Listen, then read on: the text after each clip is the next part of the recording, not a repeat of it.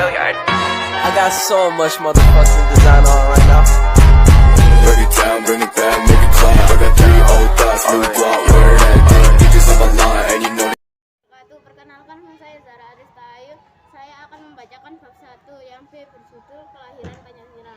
Maka setiap bangsa juga perlu punya negara, termasuk bangsa Indonesia. Hingga pecah Perang Dunia II tahun 1402, bangsa Indonesia belum punya negara. Indonesia saat itu masih dijajah Jepang. Dalam penjajahan tersebut, bangsa Indonesia sangat menderita.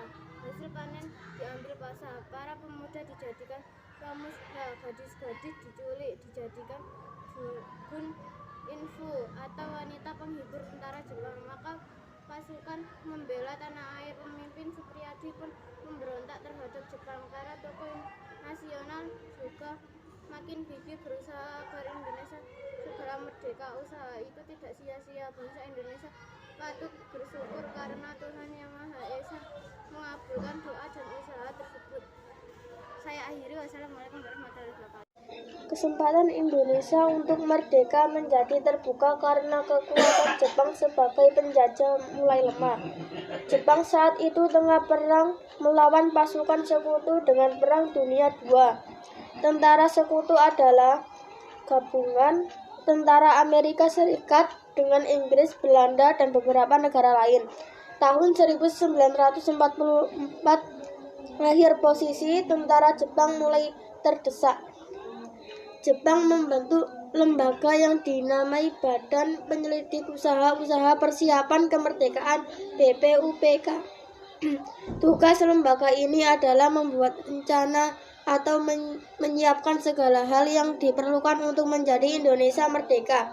Beberapa waktu kemudian BPUPK inilah lembaga yang menjadi tempat kelahiran Pancasila.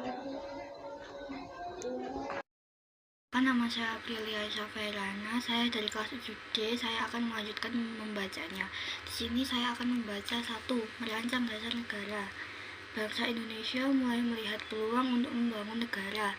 Untuk membangun negara harus dimulai dengan membangun dasar negara terlebih dahulu, yang dilakukan melalui sidang-sidang BPUPK. BPUPK didirikan pada tanggal 29 April 1945, dipimpin oleh Rajiman Wedjodiningrat, seorang dokter yang sempat sekolah di Belanda, Inggris, Prancis, dan Amerika Serikat. Jumlah anggotanya 69 orang, terdiri dari berbagai suku bangsa di Indonesia. Pada tanggal 28 Mei 1945, BPUPK diresmikan. Dalam peresmian itu, bendera Indonesia merah putih dan bendera Jepang secara bersama. Wakil Indonesia mengibarkan bendera Jepang, sedangkan wakil Jepang mengibarkan bendera merah putih. BPUPK pun mulai bersidang. Sidang pertama BPUPK ini berlangsung dari 29 sampai 1 Juni 1945. Banyak hal ini didiskusikan dalam sidang BPUPK tersebut yang juga dihadiri oleh para tokoh agama seperti K.H. Wahid Hasyim dari Nahdlatul Ulama serta Ki Bagus Hadi Kusumo Muhammadiyah. Para tokoh nasional berpidato di kesempatan tersebut. Di antaranya adalah Muhammad Yamin yang berpidato pada tanggal 29 dan Supomo 2 hari sesudahnya. Hari lahir Pancasila. Pada hari terakhir sidang Soekarno berpidato saat Soekarno berusia 44 tahun dan sudah menjadi tokoh nasional yang terkenal setelah berulang kali dipenjara dan diasingkan Belanda sebagai penjajah.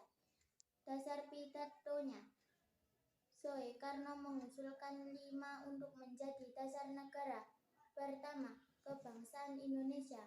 Kedua, internasionalisme atau peri kemanusiaan. Ketiga, mufakat atau demokrasi. Keempat, kesejahteraan sosial. Kelima, ketuhanan yang Maha Esa. Soekarno juga mengusulkan nama Pancasila untuk dasar negara.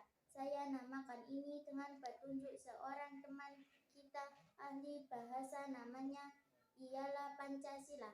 Sila artinya asas atau dasar, dan di atas kelima dasar inilah kita mendirikan negara Indonesia yang kekal dan abadi, tegas Soekarno. Malam hari sebelum mengusulkan Pancasila, ia keluar rumah, melihat ke atas langit dan menatap bintang-bintang yang ada di angkasa. Ia menyatakan kesadarannya bahwa manusia sangatlah kecil, tidak memiliki kekuatan apapun selain atas pertolongan Tuhan. Lalu Soekarno berdoa untuk diberikan ilham dan merumuskan dasar negara. Setelah ia selesai berdoa, ia mendapatkan inspirasi bahwa dasar